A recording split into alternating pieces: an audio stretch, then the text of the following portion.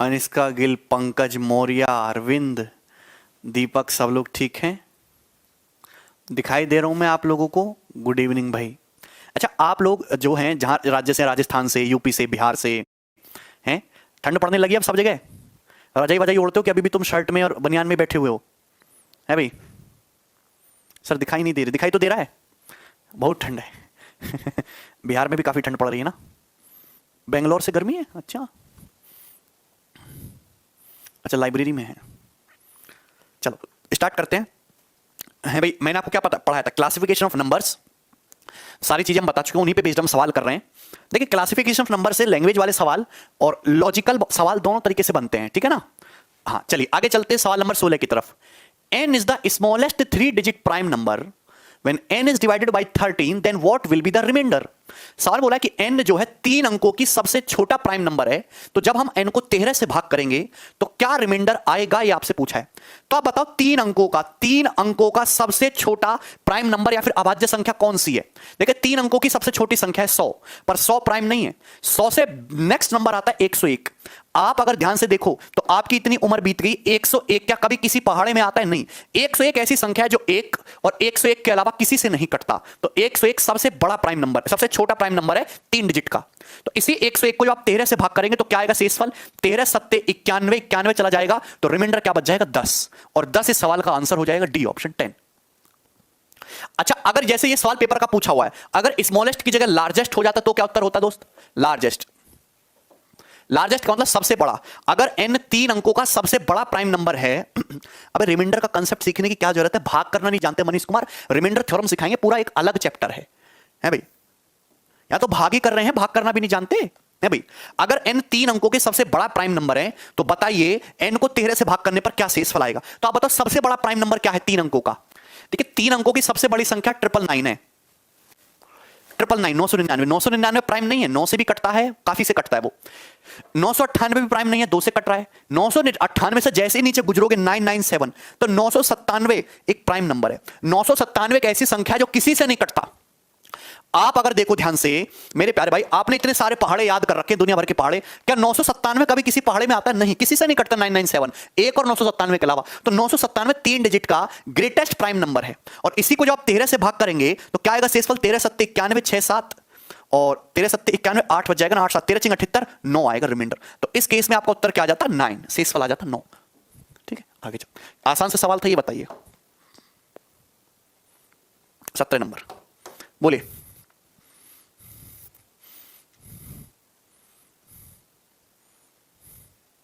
अखिलेश यादव, इसका कोई तरीका नहीं, आपको नंबर्स की नॉलेज होनी चाहिए।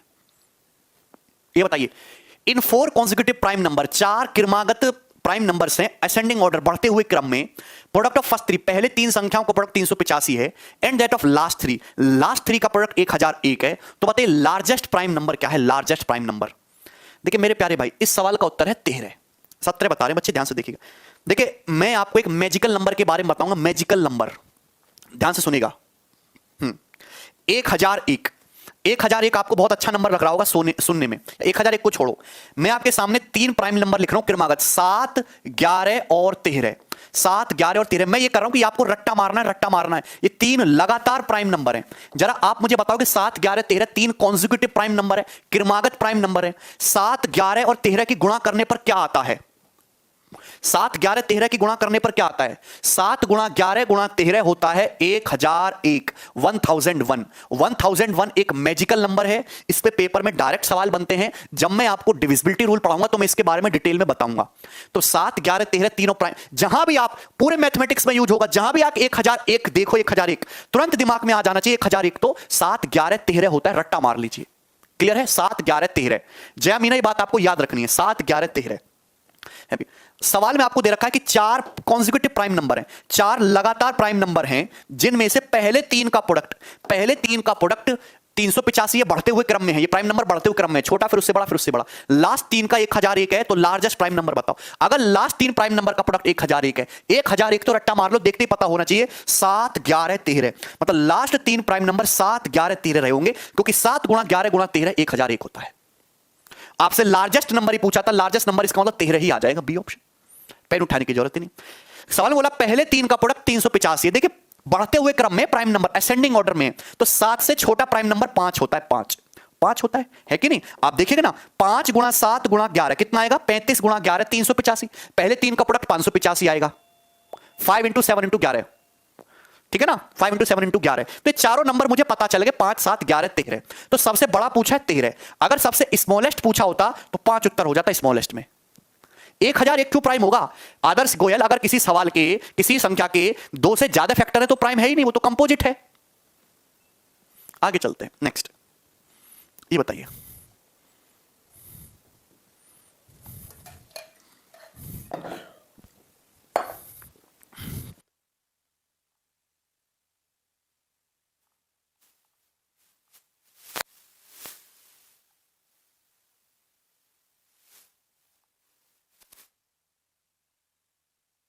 नंबर 18 बताइए। देखिए बहुत बढ़िया सवाल है दोस्तों, 18 ध्यान से देखिएगा।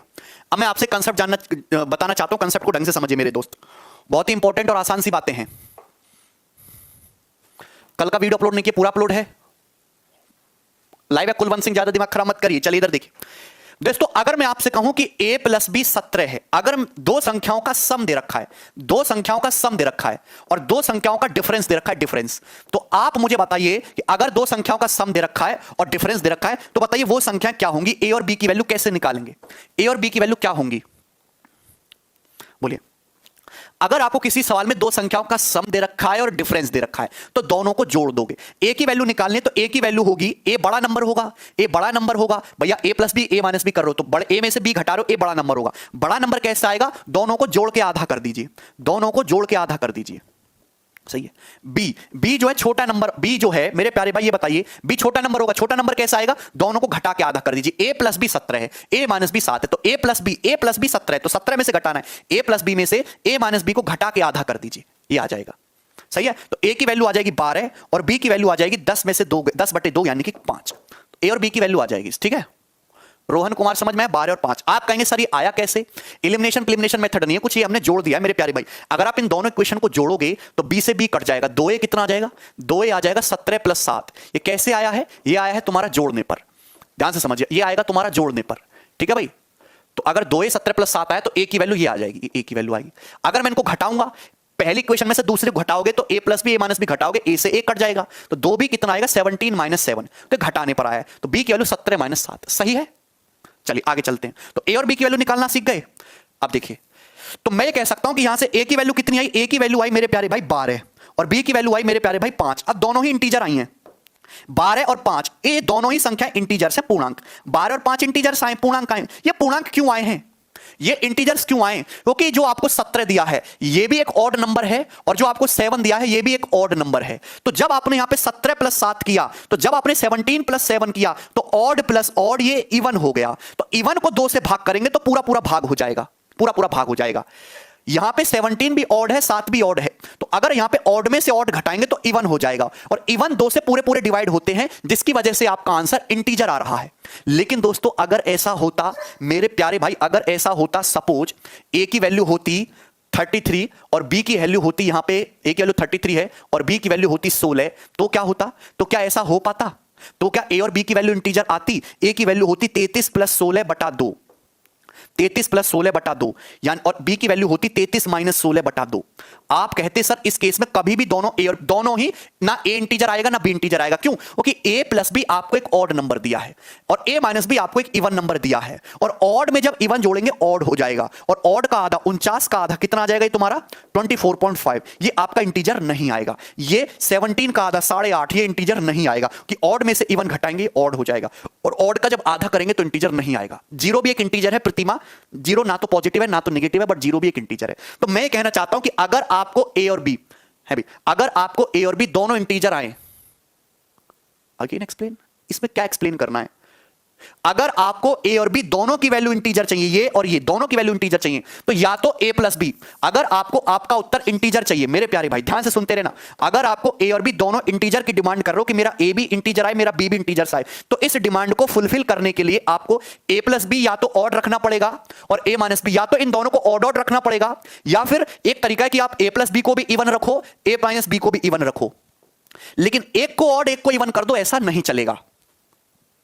अरे आलोक कुमार, समझ में आया कि नहीं समझ आया? अगर दो संख्याओं का सम दे रखा है और उनका डिफरेंस दे रखा है, यार इसमें फिर से समझाने वाली क्या बात है भाई? ये कोई बहुत, मैं कोई रॉकेट लॉन्चर तो सिखाया नहीं है भाई।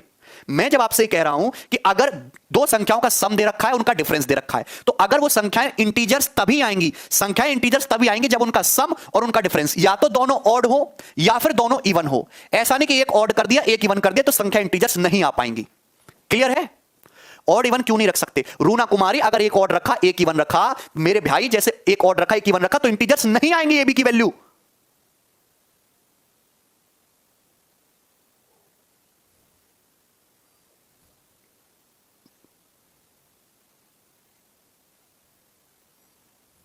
भाई मेरे आगे चलो।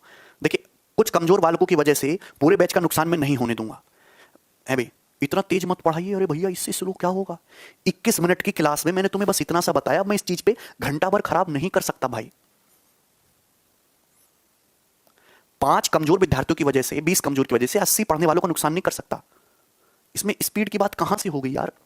यार मैं तुमसे इतनी बात कह चुका हूं कि अगर मैंने suppose a plus b odd कर दिया, सपोज अगर मैंने आपको a प्लस बी एक ऑड नंबर दिया और a माइनस बी मैंने आपको एक इवन नंबर दिया सपोज, तो क्या होगा? a की वैल्यू क्या आएगी? ये एक ऑड नंबर है, ये एक इवन नंबर है।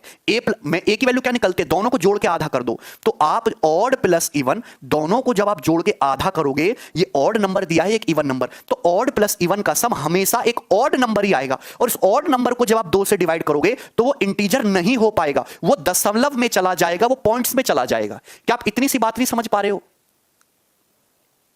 अब आप ध्यान से देखिए, थोड़ा दिमाग तेज करिए। How many pairs of natural number are there such that difference of their square is 35। सवाल में दे रखा है नेचुरल नंबर्स के। नेचुरल नंबर समझते हो? पॉजिटिव नंबर्स, प्राकृतिक संख्याएं, 1 2 3 4 5 6 7 8, ये नेचुरल नंबर हैं। सवाल में पूछा नेचुरल नंबर्स के ऐसे कितने जोड़े संभव हैं कि जिनमें स्क्वायर का डिफरेंस 35 आ जाए? ऐसे कितनी संख्याएं पॉसिबल हैं, ऐसे कितने पेयर पॉसिबल हैं कि उन संख्याओं के स्क्वायर का डिफरेंस 35 हो? तो मैं आपसे एक बात कहना चाहता हूं, जरा ढंग से बताइए। मैंने माना कि दो संख्याएं a और b हैं। a और b नेचुरल नंबर है। नेचुरल नंबर का मतलब दो संख्या मैंने माना कि a और b नेचुरल है। नेचुरल नंबर का मतलब पॉजिटिव इंटीजर। नेचुरल नंबर का मतलब क्या होता है? पॉजिटिव इंटीजर, धनात्मक पूर्ण संख्या, यही तो होता है। दो पॉजिटिव इंटीजर a और b इस प्रकार से हैं कि उनके स्क्वायर का जो डिफरेंस है, उनके स्क्वायर का जो डिफरेंस है वो 35 है। 35। आप कहोगे हां जी सर, सही है, समझ में आया? यस। क्या इसमें कोई तकलीफ? बोलो नहीं। अब आप खुद बताओ मेरे प्यारे भाई कि अगर a square minus b square 35 है, तो आपसे पूछा ए बी की कितनी वैल्यूज पॉसिबल हो सकते हैं, कितने जोड़े बन सकते हैं? क्या आप लोगों ने बचपन में नहीं पढ़ा है कि a square minus b square क्या होता है? a square minus b square होता है a minus b into a plus b. आप कहोगे हाँ जी सर, हमने बिल्कुल पढ़ा है, a minus b into a plus b. 35 आया। कितना आया? a minus b into a plus b 35 आएगा। आप बोलोगे बिल्कुल सही सर, ये हमने पढ़ा है।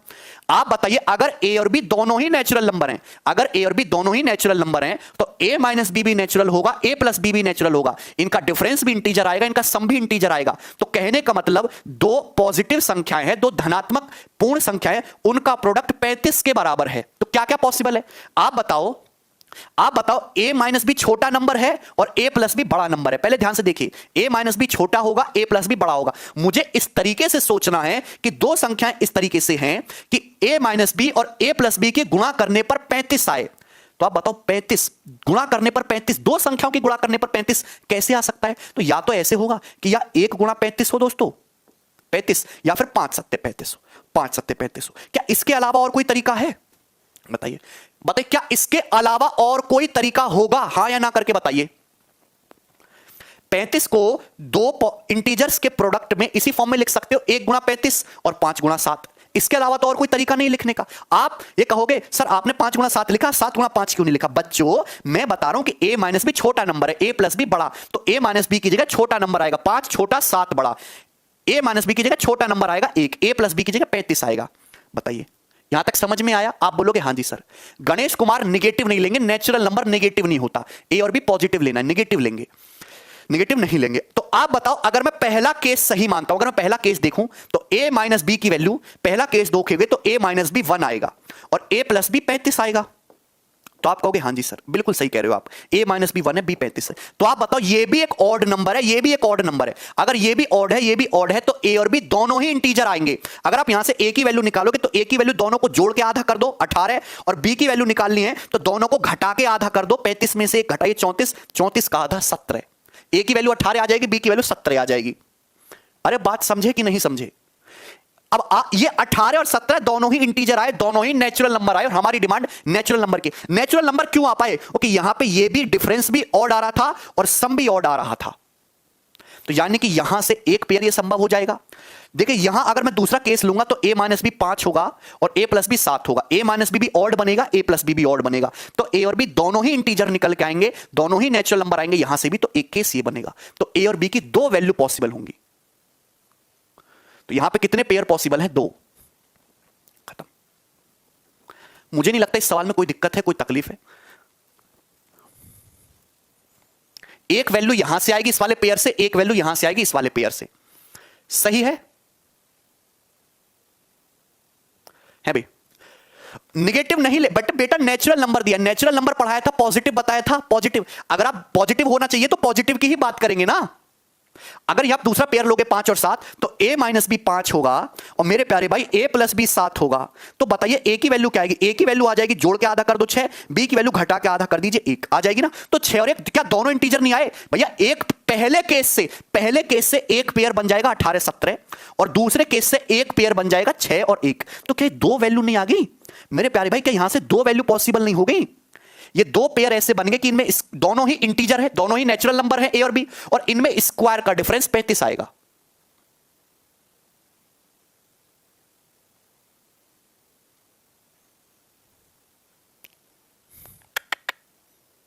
भैया हम पेयर की बात कर रहे हैं, पेयर। यार बहुत कमजोर वालों को पेयर का मतलब होता है जोड़े, एक जोड़ा ये हो गया, एक जोड़ा ये हो गया।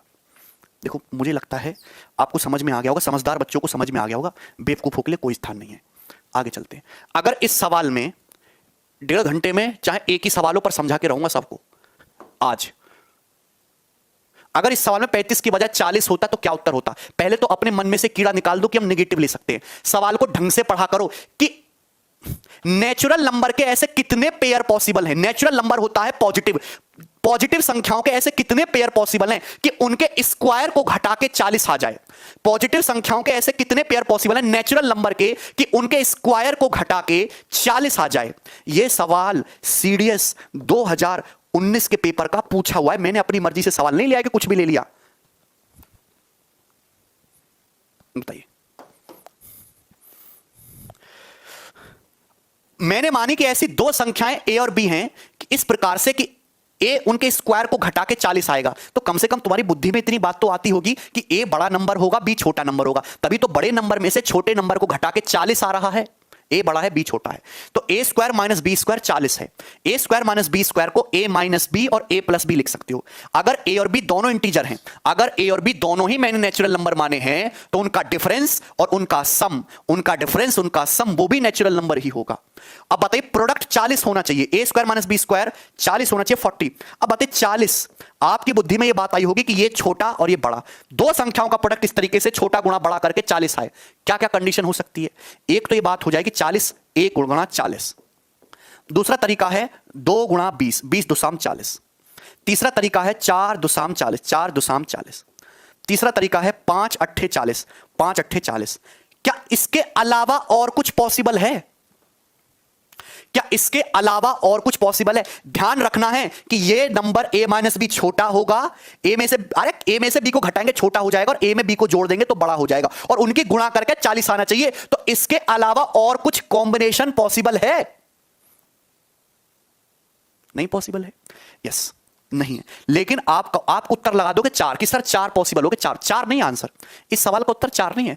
आप ये भूल गए कि आपको a और b की वैल्यू नेचुरल चाहिए, इंटीजर चाहिए। देखिए अगर मैं पहला केस सही मानूंगा, अगर मैं पहला केस मानूंगा तो मेरे प्यारे भाई a माइनस बी आएगा 1 कंपेयर करके, और a प्लस बी आएगा 40। a प्लस बी की जगह 40 होना चाहिए, a माइनस बी होना चाहिए कंपेयर करके। तो आपके दिमाग में जरूर आता होगा कि 40 एक इवन नंबर है, एक ऑड नंबर है, तो a और b दोनों ही डेसिमल में आएंगे, इंटीजर नहीं होंगे, क्योंकि a की वैल्यू आएगी 40 प्लस 1/2 जो कि हो जाएगी 20.5, जो एक इंटीजर नहीं है। b की वैल्यू आएगी 40 माइनस 1/2 जो कि 19.5 होगी, इंटीजर नहीं है अपने को, तो ए और बी इंटीजर चाहिए। तो यहां पे एक नंबर ऑड एक नंबर इवन होने की वजह से बात खराब हो गई, या तो दोनों ऑड हो या दोनों इवन हो।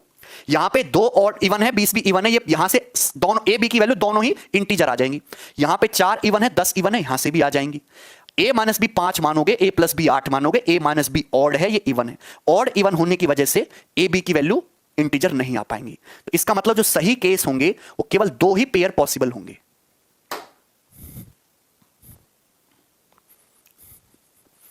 बोलिए दोस्तों, अरे ठीक है ना। नेक्स्ट, अब अगर ये सवाल समझ आ गया तो ये बताइए दोस्तों, सवाल नंबर 19,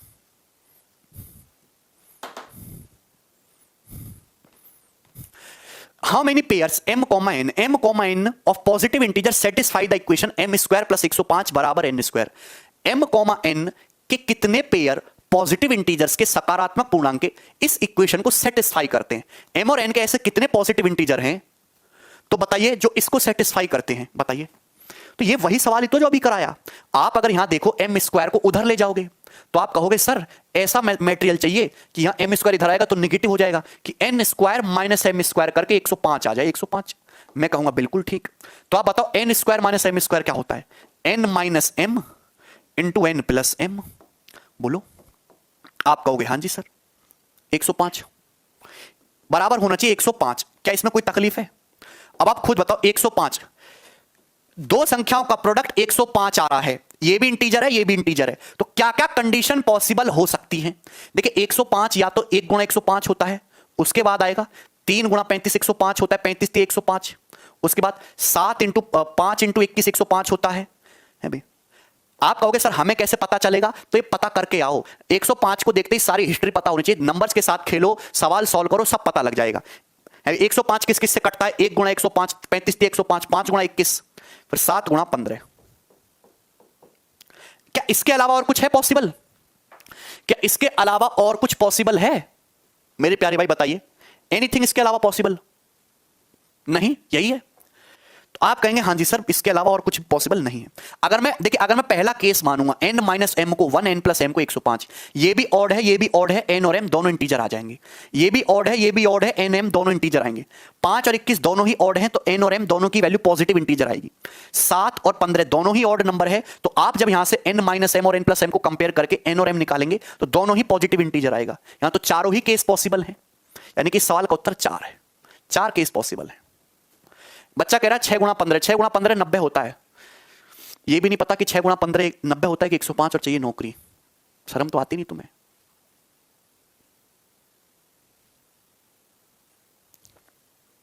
क्या इसमें कोई तकलीफ है? आगे चलते हैं अगले सवाल की तरफ। ये बताइए, ये मैं अभी हटा दे रहा हूं, बीसी बताइए जल्दी से।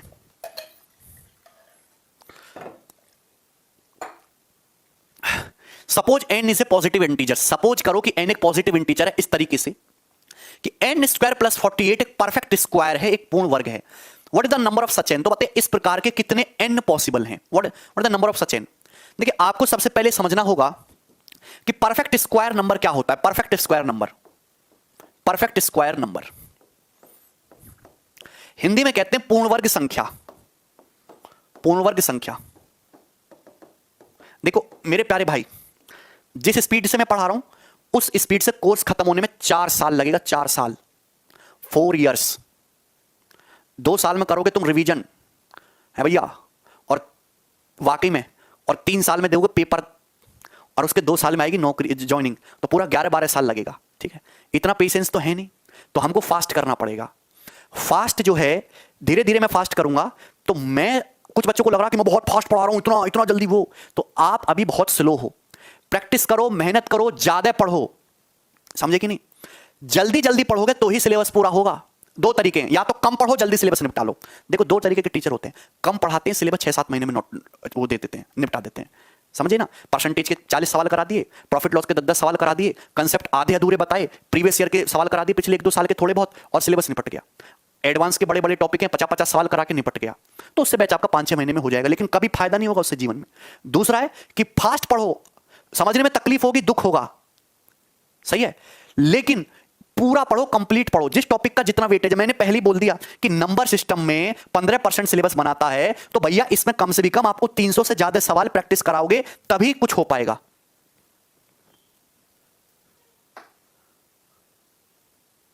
ठीक है, चलिए।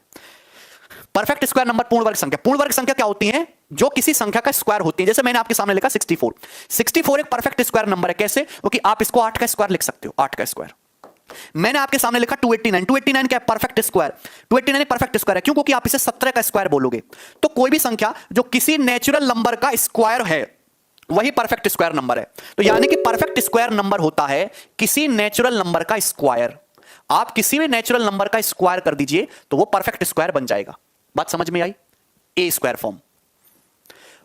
सवाल में दे रखा है कि n एक ऐसा पॉजिटिव नंबर है कि n स्क्वायर प्लस 48। n एक ऐसा पॉजिटिव इंटीजर है कि n स्क्वायर प्लस 48 एक परफेक्ट स्क्वायर है। अगर n स्क्वायर प्लस 48 एक परफेक्ट स्क्वायर है तो इसे लिखा जा सकता है किसी ना किसी नेचुरल नंबर के स्क्वायर की फॉर्म में। इसे लिखा जा सकता है के स्क्वायर। सही है, के स्क्वायर। तो आपसे पूछा n की कितनी वैल्यू पॉसिबल होंगी? Possible value of n। तो आपके दिमाग में आता है n की ऐसी क्या क्या वैल्यू रखते जाएं कि n square plus 48 perfect square आ जाएगा। एक तो तुक्का मारो, दूसरा सॉल्व करो। जब n स्क्वायर इधर जाएगा तो कहने का मतलब होगा, देखिए k भी इंटीजर है, n भी इंटीजर है। k square minus n square 48, यही है। यानी कि k minus n into k plus n 48। 48 बोलो, बात समझ में आई? 48। क्या इसमें कोई तकलीफ है? क्या इसमें कोई तकलीफ है? बोलो। आप कहोगे हां जी सर इसमें कौन तकलीफ नहीं। मतलब दो नेचुरल नंबर का प्रोडक्ट, दो इंटीजर का प्रोडक्ट 48 के बराबर है। तो क्या क्या संभव है? एक ही बात संभव है, या तो 1 गुणा 48 होगा, या फिर उसके बाद 2 गुणा 24 होगा, 2 गुणा 24, या फिर 3 गुणा 16 होगा, या 4 गुणा 12 होगा, 4 गुणा 12, या फिर 6 गुणा 8 होगा। क्या इसके अलावा और कुछ संभव है दोस्तों? क्या इसके अलावा और कुछ संभव है? 8 गुणा 6 नहीं बेटा, 6 गुणा 8। पहले छोटा फिर बड़ा। ये छुटका है, k minus n, k plus n मुटका है। इसके अलावा कुछ पॉसिबल नहीं। अब आप बताइए कि भैया n की वैल्यू, n जो है एक पॉजिटिव इंटीजर है। n is an positive integer. n positive integer तभी आ पाएगा जब k माइनस n और k प्लस n या तो दोनों ऑड ऑड आए या फिर दोनों इवन इवन आए। या तो दोनों ऑड ऑड, यहां एक ऑड है 48 इवन है, तो यहां से n इंटीजर नहीं आएगा। निकाल के देखो n की वैल्यू इंटीजर आएगा ही नहीं। 2 और 24, 2 भी इवन है, 24 भी इवन है, यहां से n जो है, यहां से k भी इंटीजर आ जाएगा, n भी इंटीजर आ जाएगा। 3 ऑड है, 16 इवन है, यहां से नहीं आ पाएगा। 4 और 12 में दोनों ही नंबर इवन है, तो यहां से n इंटीजर आएगा। है भी 6 और 8, 6 और 8 दोनों ही इवन नंबर हैं, तो k माइनस n निकालोगे, k प्लस n निकालोगे, दोनों ही जो है इवन इवन है, तो यहां से k और n दोनों इंटीजर आ पाएंगे। है भी, तो इसका मतलब 1, 2 और 3 टोटल कितने पेयर पॉसिबल है? टोटल कितनी वैल्यू पॉसिबल है n की? 3 वैल्यू पॉसिबल है।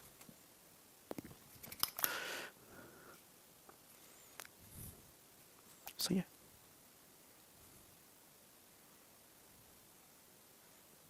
कैट पैट की बुक करने की कोई जरूरत नहीं है, ठीक है भैया। सब टाइम वेस्ट है, कुछ नहीं होता पढ़ने से। आप केवल प्रीवियस ईयर के सवाल लगाओ, और जितना मैं करा रहा हूं उतना। कहां तक सवाल हो गया? ये सवाल कितना था? ये 20 नंबर था क्या? आगे चलूंगा, सवाल 21 की तरफ हम चलेंगे। बताइएगा नेक्स्ट, बोलो।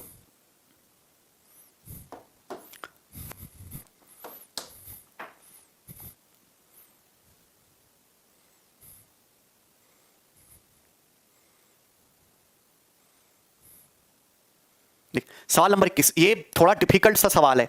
अभी मैं इसको थोड़ा बाद में कराऊंगा, क्योंकि आप बौखला जाओगे अभी ये सवाल करोगे तो, ठीक है। तो परेशानी मतलब मैं इसको कराऊंगा अभी इसके बाद में। ये बताइए सवाल नंबर 22। आप मुझे सवाल नंबर 22 बताइए पहले। थोड़ा डिफिकल्ट है वो। अरे प्रीवियस ईयर की अच्छी बुक का क्या मतलब है? प्रीवियस ईयर में अपनी मर्जी थोड़ा डाल देगा, सारी बुक में सेम सवाल है, कोई भी ले लो।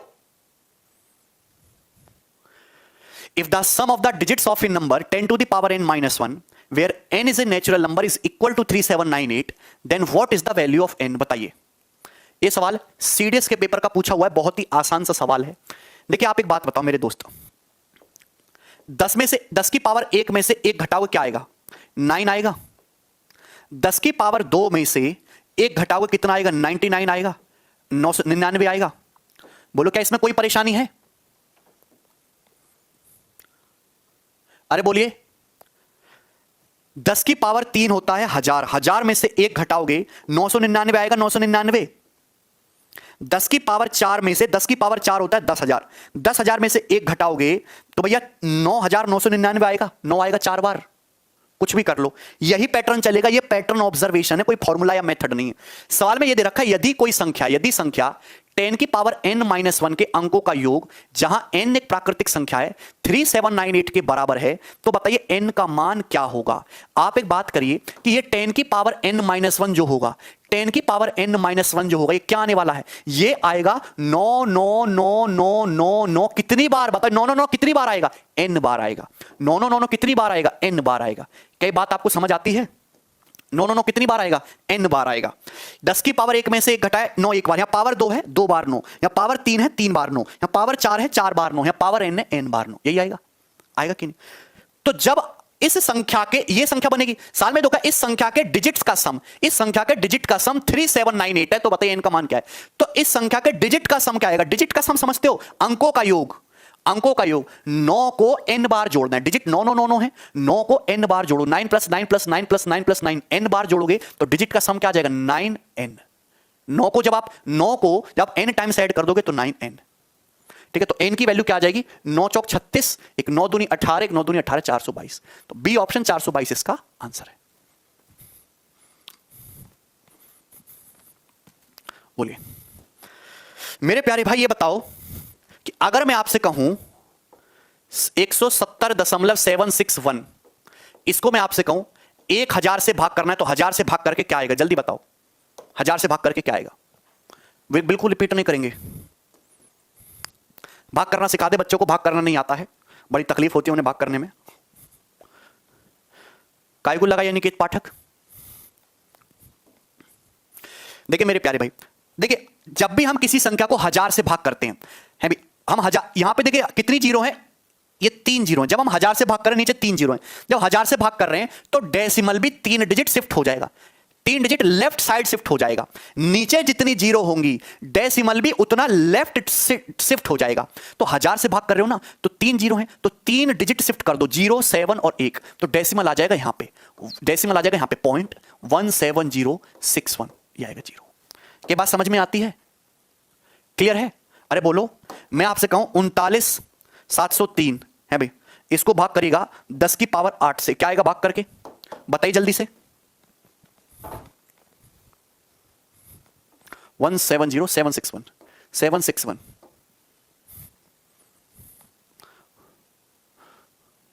कुलदीप कुमार, 9 को n बार जोड़ेंगे कितना आएगा?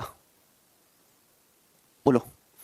देखिए 10 की पावर 8 का क्या मतलब है? 10 की पावर, जैसे 1000 है, 1000 का मतलब 1 के आगे 3 जीरो, तो 10 की पावर 3। 100 का क्या मतलब है? 1 के आगे जो 2 जीरो, तो 10 की पावर 2, तो 10 की पावर 8 का मतलब 1 के आगे 8 जीरो।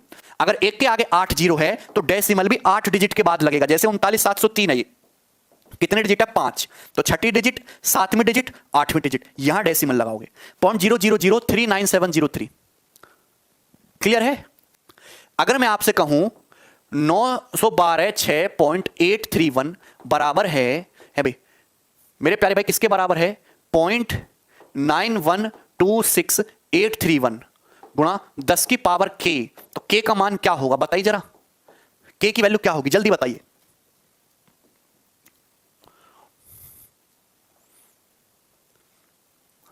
भाग करना तो जान रहे हो ना सभी लोग?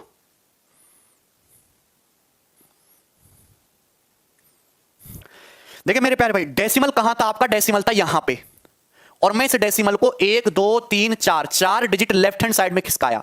अगर मैं इसको 4 डिजिट लेफ्ट हैंड साइड में खिसकाया हूं, है भाई 1 2 3 4, इसका मतलब क्या हुआ है? मैंने 10 की पावर 4 से तो यहां पे मल्टीप्लाई किया है, और 10 की पावर 4 से मैंने यहां पे भाग किया है, यही तो हुआ है।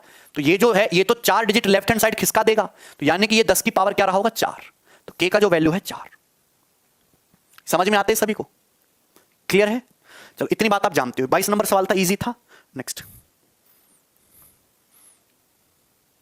सवाल नंबर 23, जल्दी बताइए।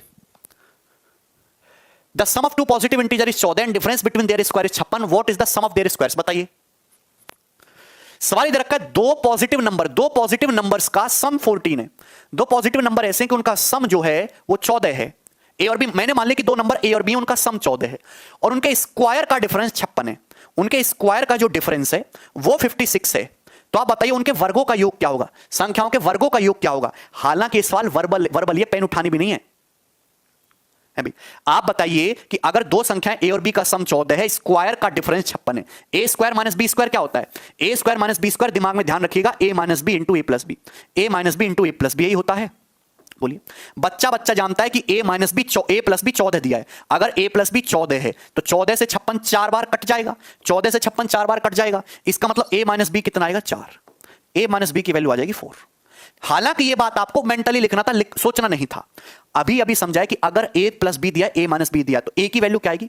दोनों को जोड़ के आधा करो, 14 4 18, 18 का आधा 9। बी की वैल्यू निकालें तो घटा के आधा करो, 14 माइनस 4 10, 10 का आधा 5, बी की वैल्यू आएगी 5। इनके स्क्वायर का सम 9 और 5, 9 का स्क्वायर 81, बी 5 है, 5 का स्क्वायर 25, तो इनका सम कितना आएगा? 106, जो कि ई ऑप्शन है, 106। ठीक है, आगे चलते हैं। ये बताओ मेरे प्यारे भाई, अगला सवाल 24। मैं नहीं बताऊंगा, इस सवाल को खुद सॉल्व करके बताइए। हम नहीं बताएंगे, जल्दी सॉल्व करके बताओ।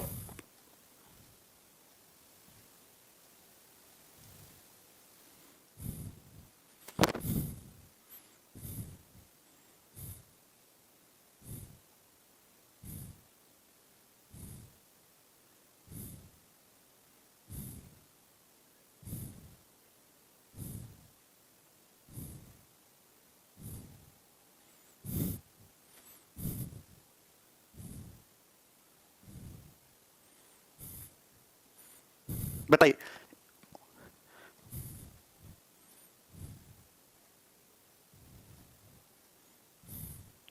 तकलीफ सही का उत्तर आ गया, डी ऑप्शन 520। मुझे कराने की जरूरत नहीं थी। ये सवाल मैं बताता हूं, ये सवाल इसी साल CHSL 2020 के पेपर का है। तो आप जब ऐसे एग्जाम देंगे तो आपको इस टाइप के क्वेश्चन इजी इजी देखने को मिलेंगे जरूर। ठीक है, जिसमें घबराने की जरूरत नहीं, आसानी से सवाल हो जाते हैं आराम से। अगला लीजिए 25। बताइए, यहां दिमाग लगाना पड़ेगा आपको। 25 बताओ। If the product of 3 consecutive positive integer is 15,600। सवाल में दे रखा है 3 लगातार इंटीजर हैं, 3 लगातार संख्याएं हैं, उनका गुणनफल 15,600 है। तो बताइए इन पूर्णांकों के स्क्वायर का सम बताइए। सवाल में और कुछ नहीं दिया, न इस सवाल का कोई फॉर्मूला है, न इसके पीछे कुछ है। एक ही नॉलेज आपकी काम आएगी कि आप नंबर्स को देख के कैसे पहचानते हो, उनकी हिस्ट्री कैसे निकालते हो। है भी, सवाल में दे रखा है कि 3 लगातार नंबर हैं, 3 कॉन्जिक्यूटिव नंबर हैं, लगातार संख्याएं इस प्रकार से हैं कि उनका गुणा करने पर 15,600 आ रहा है, 15,600। तो बताइए उन तीनों नंबर के स्क्वायर का सम क्या है? 1 से लेके 100 तक नंबर याद करो, 1 से लेके पहले 50 तक स्क्वायर याद करो। कोई बता पाएगा? कोई कुछ नहीं, बस सोच के बता दो कि नंबर क्या होंगे। देखिए मेरे प्यारे भाई, सबसे पहले ना चीजों को आसान करना सीखो। मुझे बस इतना पता है कि नंबर लगातार होने चाहिए, लगातार।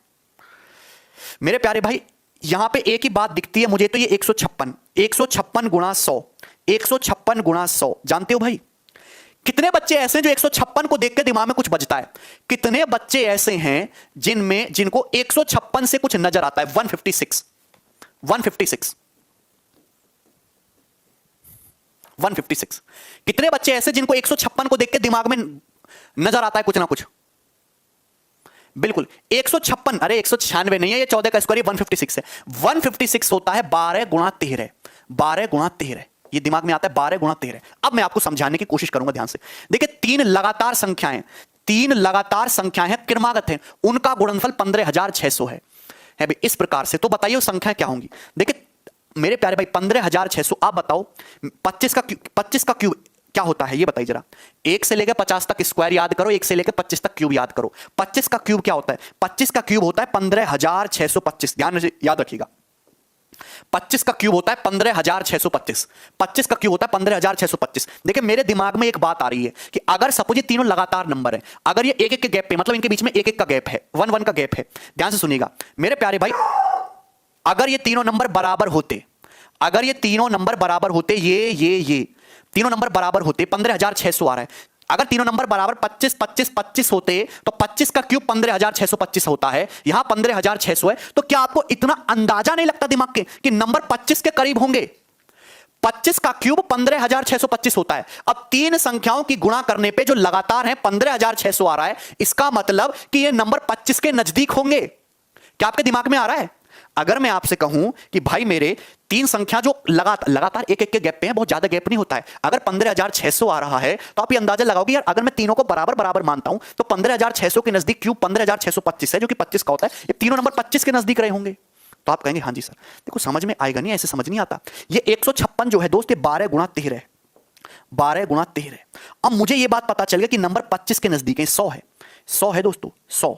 मेरे प्यारे भाई 100, इसको बिल्कुल तोड़ लो। 100 का मतलब होता है 25 चौका 100, 2 दूनी 4, 4 इंटू 25 100। दिखा भैया, हमें बस कॉम्बिनेशन बनाना सीखना। इन सब का प्रोडक्ट 15,600 आता है। देखो तो 12 दूनी 24 होता है, 24। और यार 24 दिख गया, ये 25 है, और ये 13 दूनी 26, ये 26 है। मतलब बात एकदम सही बैठ गई कि अगर एक संख्या 24 है तो अगली 25 है और एक 26 है। बोलो, अभी भी बहुत सारे बच्चों को नहीं समझ में आया होगा, तो मैं आपको समझाता हूं, ध्यान से देखिएगा। 156, बहुत सोचना है। 156, मुझे पता है यहां पे 156 इंटू 100 है, 100। मेरे प्यारे भाई, आप एक बात जानते हो कि 156 का मतलब 12 गुणा 13, इसमें कोई बहुत बड़ी बात नहीं। 13 एक प्राइम नंबर है, 13 एक प्राइम नंबर है जो किसी से नहीं कटता, ये एक प्राइम नंबर है। अगर 13 एक प्राइम नंबर है, 13 एक प्राइम नंबर है, आप बताओ तीन संख्याओं का प्रोडक्ट कर रहे हैं जिसमें एक प्राइम नंबर आ रहा है, एक प्राइम नंबर आ रहा है जिसमें 13, जिसमें प्राइम नंबर आ रहा है 13। तो अगर प्राइम नंबर 13 आ रहा है तो या तो एग्जैक्ट 13 होगा, या 13 का मल्टीपल 26 होगा, या 13 का मल्टीपल 39 होगा, या 13 का मल्टीपल 52 होगा, है भी। तो अगर 13 से बात नहीं बन रही तो इसका मतलब अगर यहां पे 13, मेरे प्यारे भाई, या तो 13 होगा, लेकिन अगर मैं 13 मानता हूं तो एक संख्या 12 11 होनी चाहिए, जो बहुत छोटा हो रहा है भी। ये तो 1000 के करीब ही हो रहा है, तो 13 से बात नहीं बनेगी, तो हम 26 के नजदीक जाने की कोशिश करेंगे। और तरीके बता रहा हूं, 26 के पास जाने की कोशिश करेंगे। 156 का मतलब 12 गुणा 13। 13 को देख के दिमाग में घंटी बजती कि या तो यहां पे 13 आएगी कोई ना कोई संख्या, या फिर कोई 13 का मल्टीपल होगी। अब 100 में मुझे साफ साफ दिखता है 4 गुणा 25। अब आप खुद बताओ, 25 और या तो 13 या 13 का मल्टीपल, 13 का मल्टीपल 26 होता है, तो 4 का मतलब 2 दूनी 4। इसका मतलब एक संख्या 24 हो गई, एक 25 हो गई, एक 26 हो गई। 24 25 26। मैंने आपको कई तरीके बता दिए सोचने के, इससे ज्यादा मैं नहीं बता सकता। ये कोई फॉर्मूला वाला सवाल नहीं, कोई ट्रिक वाला सवाल नहीं है। तो एक 24 हो गया, एक 25, एक 26। स्क्वायर का सम पूछा है, इनके क्या पूछा है? स्क्वायर का सम। देखिए 24 का स्क्वायर 576, 25 का स्क्वायर 625, और 26 का स्क्वायर 676। ठीक है भाई, यहां तो बात समझ में आई। 676, इन तीनों का सम करेंगे, 6 5 11 6 17, यूनिट डिजिट 7 आएगा ना। ये ऑप्शन है ना, ये जवाब जोड़ेंगे तो कितना आ रहा है? 6 6 12 5 17, यानी कि, और ये जो सम है ये तो 100 से ज्यादा ही हो रहा है, तो 1800 से बड़ा आंसर आएगा।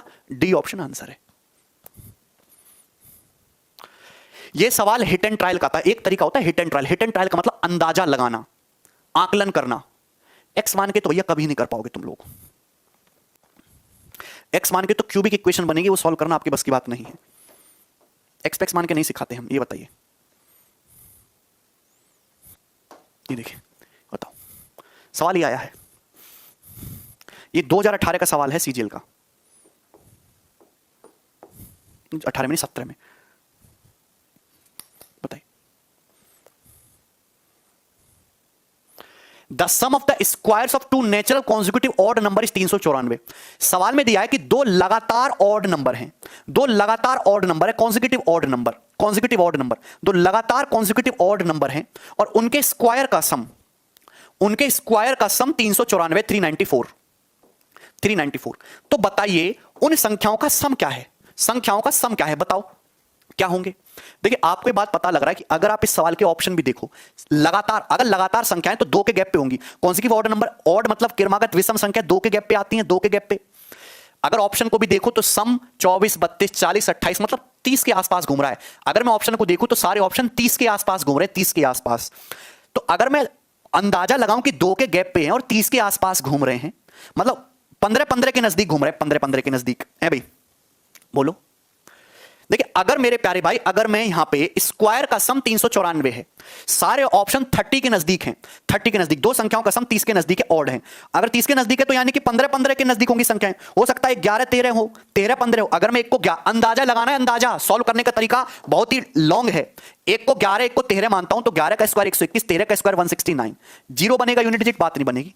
तो 13-15 करके देख लेते, 13-15, 13 का स्क्वायर 169, 15 का स्क्वायर 225। ये मैं बहुत बड़ी संख्या तो नहीं मान सकता ना, अंदाजा लगा सकते। बहुत बड़ी संख्या तो होगी नहीं, 30 40 50, अरे छोटी सी संख्या होगी, छोटी छोटी संख्याएं है भाई, 15 के आसपास। ओके ठीक है दोस्त, समझ में आया कि नहीं? तो आप देखो क्या ये 394 आ रहा है? 5 9 14 4 हासिल 1 6 1 7 2 9 और 2 1 3, ये तो आ गया 394। बिल्कुल, ये तो 394 आ रहा है, सेटिस्फाई कर रहा है। आप कहोगे हाँ यार सेटिस्फाई कर गया, तो क्या मैंने सॉल्व किया? तो हर सवाल को सॉल्व करने की आदत वो मन से निकाल दो। ठीक है, बात समझ में आई? क्लियर है? तो यानी कि संख्याएं 13 और 15 थी, 13 और 15 का स्क्वायर है, यानी कि उत्तर जो है संख्याओं का सम पूछा है, 28 आंसर है।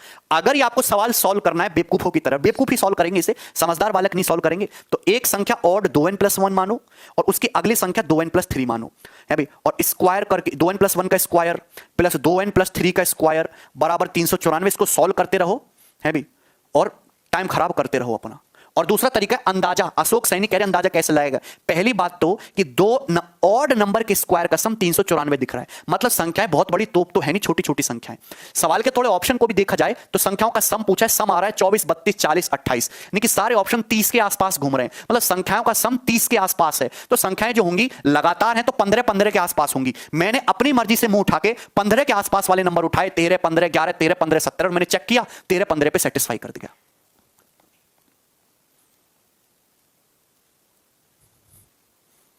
आगे चलते हैं, ये बताइए। यस, ये है मेंस 2018 में। एक सवाल मैंने फ्रैक्शन का लिया है, फ्रैक्शन का अभी तक सारे सवाल इंटीजर पे चल रहे थे। हाँ, x+2 से भी कर सकते हो शालिनी बटियाल, x+2 से भी कर सकते हो। बिल्कुल सही बात है विश्वनाथ कि अगर दो संख्याओं के स्क्वायर का सम 400 है तो यानी कि नंबर दोनों 20 से छोटे ही होंगे, 15, 15 से तो छोटे ही नंबर होंगे, क्योंकि 15, 15 अगर आप मानोगे तो स्क्वायर का सम 450 बन जाएगा। वो 394 तो 15 से भी छोटे होंगे नंबर।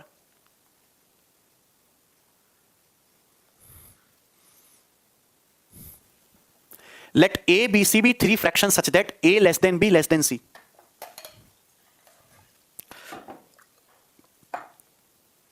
बिल्कुल मान सकते हो आशुतोष कुमार, कोई परेशानी नहीं होगी उसमें। देखिए सवाल ये दे रखा है ए बी सी 3 फ्रैक्शन है इस प्रकार से कि ए बी से छोटा है, बी सी से छोटा है ना। ए सबसे छोटी फ्रैक्शन है, बी उससे बड़ी, सी उससे बड़ी। If c is divided by a the result is 5/2 which exceeds b by 7/4। सवाल में बोला गया कि जब हम सी को ए से भाग करते हैं, जब हम सी को ए से भाग करते हैं तो भाग करने पर 5/2 आता है। भाग करने पर जब हम सी को ए से भाग करते हैं तो भाग करने पर 5/2 आता है। जो रिजल्ट आया 5/2 वो बी से कितना ज्यादा है? 7/4 ज्यादा है। जब हमने सी को ए से भाग करा 5/2 आया। ये जो 5/2 है ना, 5/2 जो है ये बी से 7/4 एक्स्ट्रा है, मतलब बी में अगर 7/4 जोड़ दोगे तो 5/2 आ रहा है। सही है। सवाल में दिया है यदि a प्लस बी प्लस सी एक सही 11/12 हैं तो c माइनस ए बताओ। देखिए मेरे प्यारे भाई, मैं आपसे कहूं कि 29 को आप 8 से डिवाइड करो, क्या आएगा भाग करने पे? जब आप 29 को 8 से भाग करते हो तो आप ये कहते हो कि सर 3 बार जाएगा, 8 तिया 24 और रिमाइंडर बच जाएगा 5। तो यानी कि भाग कितनी बार गया? 3 बार गया, 3 बार गया और रिमाइंडर बच गया 5। तो 5 बच गया रिमाइंडर, और बटे में 8 है तो 8 ही रहेगा। ऐसे ही लिखते हो कि नहीं? बचपन में आपने सब चीजें पढ़ी होंगी। जब हम 29 को 8 से भाग करेंगे तो 8 तिया 24, कितना बचेगा? 5। तो 3 तो है ही है और ये 5/8, यही है ना दोस्त। तो ये जो 3 + 5/8 है ना, 3 + 5/8, इसको हम अपनी सुविधा की दृष्टि से 3 सही 5/8 लिखना शुरू कर देते हैं। इसी का मतलब होता है 3 सही 5/8। कभी अगर लिखा हुआ देखो ना 7 सही 2/9, तो इसका मतलब समझ जाना 7 सही 2/9 का कोई और मतलब नहीं है। 7 सही 2/9 का मतलब है इनके बीच में प्लस का साइन है। 7 + 2/9, 7 + 2/9 है भाई। 9 7 63, 63 + 2 65/9, इसका मतलब 65/9 है भाई। इसकी इसमें मल्टीप्लाई होगी, क्या मतलब है? 7 × 9 63 और ये +2 65/9। ठीक है, सही है दोस्त। तो यहां भी ये दिया है एबीसी 3 फ्रैक्शन है, सी को ए से भाग करने पर 5/2 आता है। जो 5/2 आया, रिजल्ट 5/2 आया जो कि बी से 7/4 बढ़ा है। 5/2 की वैल्यू बी + 7/4 है। तो आप बताओ यहां से बी की वैल्यू क्या आ जाएगी? बताइए। देखिए अगर यहां 4 है तो हम लोग यहां भी 4 बना लेते हैं, कैलकुलेशन आसान होगी। क्या 5/2 को ऊपर नीचे 2 से मल्टीप्लाई करके क्या आप लोग 10/4 नहीं लिख सकते? भैया अगर कोई 5/2 है, हम 2 से मल्टीप्लाई करेंगे तो 10/4 भी सेम चीज होती है भाई। ओके, जब ये इधर आएगा 10/4 - 7/4 3/4, बी की वैल्यू 3/4 होगी। बी की वैल्यू कितनी आएगी? 3/4। सही है। a + b + c जो है सवाल में दिया है, a + b + c जो है एक सही 11/12 है। एक सही 11/12 का मतलब 12 × 12 + 11 23/12। a + b + c की वैल्यू कितनी है? 23/12, 23/12। आपसे पूछा है c - a की वैल्यू, मतलब सवाल सॉल्व करने के लिए आपको c और a दोनों की वैल्यू चाहिए। सी और ए दोनों की वैल्यू चाहिए। बताओ, आप बताओ, बी की वैल्यू 3/4 आई। बी की वैल्यू कितनी है? बी की जो वैल्यू है वो दोस्तों 3/4 आई है। 3/4 3/4। बी की जो वैल्यू है वो 3/4 आई है। तो आप बताइए यहां से ए प्लस सी कितना आ जाएगा? ए प्लस सी कितना आ जाएगा दोस्ती? बताओ ए प्लस सी कितना आएगा? ए प्लस सी बताइए भाई मेरे। अगर यहां 12 है तो मैं हमेशा ऐसे ही करता हूं, यहां भी 12 बनाने की कोशिश करूंगा। 12 यहां भी 12 बनाने की कोशिश करूंगा। 4 को 12 बनाने के लिए 3 से मल्टीप्लाई करो, 9/12 यही है ना। उधर ले जाओ, 23/12। जब मैं उधर जाएगा 9/12 घटेगा, 23 - 9 14/12। 14/12 ये आएगा ना, 14/12 14/12। और 14/12 हो जाएगा, इधर जाएगा 23 - 9 14/12। और 14/12 का मतलब 7/6। 7/6 तो ए प्लस सी की वैल्यू आएगी 7/6। तो ये जो तामझाम किया है ना हमने इतना, ये तामझाम हमने इसी वजह से किया कि यहां से ए प्लस सी की वैल्यू पता लग जाए। ए प्लस सी की वैल्यू आ जाएगी 7/6, 7/6। सही है। आपसे पूछा है सी माइनस ए बताओ। देखिए प्यारे भाई, सी माइनस ए। पहले तो आप एक बात बताओ कि अगर मैं आपसे कहूं ए बटे बी का मतलब, ए बटे बी का मतलब है, मैं आपसे कहता हूं 7/4। ए बटे बी का मतलब है 7/4। इस बात का मतलब क्या है? इस बात का मतलब यह है कि ए से बी का जो रेशियो है, ए से बी का जो अनुपात है, वो अनुपात है 7/4। दोनों बातों का एक ही मतलब है। ऐसे बोल देते फ्रैक्शन हो जाता है, ऐसे बोलते रेशियो हो जाता है, लेकिन मतलब तो एक ही है। ए से बी का ए बटा बी 7/4 है, इसका मतलब ए रेशियो बी 7/4। यही तो मतलब है। अनिल निर्मल, रेशियो पढ़े हो ना बचपन में, एक ही बात है। अगर मैं कहूं ए बटा बी 7/4 है और ए प्लस बी जो है 66 है, तो बताइए ए कितना आएगा और बी कितना आएगा? बताओ ए की वैल्यू क्या होगी, बी की वैल्यू क्या होगी? बताइए जल्दी से। अबे क्या कंपेंडो डिविडेंडो बोल रहे हो बेवकूफो हैं? बिल्कुल दूसरी क्लास के सिलेबस पे आ गया, दूसरी क्लास के सिलेबस पे।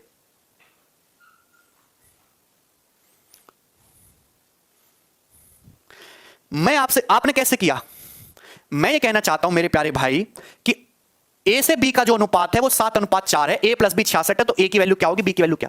देखिए ए से बी का ये रेशियो, ये एग्जैक्ट वैल्यू नहीं है। मतलब ए का मतलब अगर 7 रुपया है तो बी का मतलब 4 रुपया है। 4, यही तो कहने का मतलब होता है। तो ए प्लस बी का मतलब होगा 7 + 4 11 रुपए। मेरे प्यारे भाई आप ऐसे समझो कि ए का मतलब अगर 7 रुपए है तो बी का मतलब 4 रुपए, तो ए प्लस बी का मतलब होगा 11। लेकिन सवाल में ए प्लस बी का मतलब बोला है 66 रुपए, तो इसी 11 का मतलब सवाल में 66 कर दिया, तो एक का मतलब कितना हो जाएगा? 6। 11 × 66, एक का मतलब हो जाएगा 6। तो अगर 1 रुपया का मतलब 6 कर दिया तो ए का मान तो 7 था, तो 7 की वैल्यू हो जाएगी 42 और 4 की वैल्यू हो जाएगी, एक का मतलब 6 तो 7 का मतलब 6 × 42 और 4 का 6 × 24। जानते हो ये? आया नहीं होगा समझ में? रेशो तोड़ना मुझे भी नहीं आया था। ध्यान से देखो, ए प्लस बी 7/4 है और ए प्लस बी 66 है। आपसे पूछा ए का मान क्या होगा, बी का मान क्या होगा? बहुत ज्यादा यूज होता है इस चीज का, ध्यान से देखिएगा। इसका मतलब क्या होता है? ए से बी का ये रेशियो ही तो है, ए से बी का 7/4। मेरे प्यारे भाई अगर मैं यहां से ए की वैल्यू निकालूं तो ए की वैल्यू 7x होगी और बी की वैल्यू निकालूं तो बी की वैल्यू 4x होगी। यही तो होता है, ए की वैल्यू 7x होगी तो बी की वैल्यू 4x होगी। यही तो है, 4x होगी। ए की वैल्यू 7x होगी तो बी की वैल्यू 4x होगी। क्यों x? क्यों? जब भी हम रेशियो हटाते हैं तो एक मल्टीप्लाइंग फैक्टर आ जाता है x, क्योंकि जब आप यहां से रेशियो लोगे तो x से x तो कट ही जाएगा, रेशियो तो 7/4 ही रहेगा। जब भी हम रेशियो हटाते, बचपन में आपके मास्टर जी ने पढ़ाई होगी, तो एक वेरिएबल से गुणा हो जाती है x से, 7x और 4x। रेशियो लेके 7/4 ही आएगा। सम a की वैल्यू 7x है, b की 4x है, सम आएगा a प्लस b का 11x और सम है कितना? 66। तो 11x 66 आएगा तो x आएगा 6। अगर x 6 आएगा तो 7x कितना आएगा? 7 × 42 और b कितना आएगा दोस्त? 6 × 4 = 24। 42 और 24 यही है। अब ध्यान से सुनिएगा, एक सवाल और देता हूं मैं आपसे। सवाल यह है कि a बटे b जो है 9/5 है और a प्लस b जो है 117 है, तो आपसे a माइनस b की वैल्यू पूछे क्या होगी? बताओ जरा, ये सवाल है, बताओ।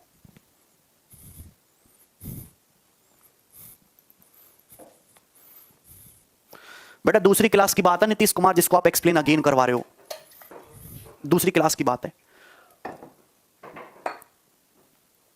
देखिए दोस्त, नहीं आ पाएगा। अच्छा 117 की जगह 112 कर लीजिए, 112 कर लीजिए दोस्तों, 112। अब बताइए क्या उत्तर आएगा मेरे प्यारे भाई। आप एक बात ये बताइए, ए से बी का अनुपात 9:5 है, 9:5 मतलब ए की वैल्यू अगर 9 है, ए की वैल्यू अगर 9 है तो बी की वैल्यू 5 है, 5। ए की पॉकेट में अगर 9 रुपए हैं तो बी की पॉकेट में 5 रुपए हैं, तो दोनों की पॉकेट में हुआ 9 + 5 मिला के 14। दोनों की पॉकेट में हुआ 9 + 5 मिला के 14 रुपए। 14 बोलो या 14x बोलो, बात एक ही है। दोनों की पॉकेट में मिला के 14 हुआ, जबकि दोनों की पॉकेट में a + b मिला के 112 दे रखा है। 14 का मतलब 112 है, तो एक का मतलब कितना है? एक का मतलब है 8। ये 8 गुना हो गया, 14 8 112 और एक 8, एक का मतलब 8 है। अगर एक का मतलब 8 रुपए है तो मेरे प्यारे भाई ये बताइए, ए के पास थे 9, अगर एक का मतलब 8 रुपए है तो 9 का मतलब आ जाएगा 72। 8 गुना 9 8 72। अगर एक का मतलब 8 है तो 5 का मतलब कितना? 5 गुना 8 40 रुपए। मतलब का मतलब गुणा होता है, मतलब का मतलब गुणा होता है 40। आपसे पूछा था a - b, a का मतलब 72 और b का 40, तो 72 - 40 आएगा 32। ठीक है। अब भैया ये बताओ क्या ये सब करना है क्या है? इतना समय थोड़ना है। जब आपसे a - b पूछा है तो डायरेक्ट a - b पे अटैक करो। अगर a का मतलब 9 है, b का मतलब 5 है, तो a + b का मतलब होगा 14, जबकि a + b का मतलब है कितना? 112। तो 14 का मतलब 112, तो एक का मतलब 8, एक का मतलब 8। आप कहोगे हाँ जी सर एक का मतलब 8 है। आपसे पूछा इनका डिफरेंस, तो डिफरेंस ए का मतलब है 9, बी का मतलब है 5, तो डायरेक्ट डिफरेंस बताओ ना। इनका डिफरेंस 4 यूनिट का है। 4 यूनिट को सर्कल में बंद करते हूं मैं, 4 है भाई। अगर एक का मतलब 8 रुपए तो डिफरेंस है 4 यूनिट, तो 4 का मतलब 4 × 8 डायरेक्ट 32। बताओ ए बी निकालने की क्या जरूरत है? ए बी निकालने की क्या जरूरत है? सेम चीज यहां लगानी थी इस सवाल में। सवाल में आपसे C - A पूछा है, C - A। अगर आप सवाल को देखो तो C से A का अनुपात 5:2 है। अगर C की वैल्यू 5 है तो A की वैल्यू 2 है। सवाल में A + C दे रखा है 7/6। C की वैल्यू 5 है तो A का मतलब 2 है, तो C + A होगा 7 रुपया। लेकिन सवाल में इसकी वैल्यू 7 की वैल्यू 7/6 दे रखी है, यानी 1 की वैल्यू क्या आ जाएगी यहां से? 1/6, 1/6 यही आ जाएगी। सवाल में C से A का डिफरेंस पूछा है। C है 5, A है 2, तो C और A का डिफरेंस कितना है? C और A का डिफरेंस है 3 यूनिट, 3। C का मतलब 5, A का 2, डिफरेंस आया 3। तो अगर डिफरेंस 3 आया, 1 का मतलब 1/6 है, तो 3 का मतलब कितना होगा? 3 गुणा 1/6 यानी कि हाफ। और ये उत्तर था इस सवाल का, ए ऑप्शन।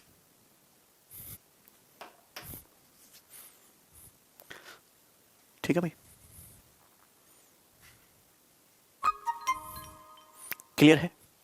मुझे नहीं लगता कि इसमें कोई तकलीफ है, इसमें कोई परेशानी है। आज के लिए मैं इतना ही छोड़ रहा हूं। ठीक है दोस्त, बाकी के क्वेश्चन मैं आपको कल कराऊंगा। ठीक, चलो बाय।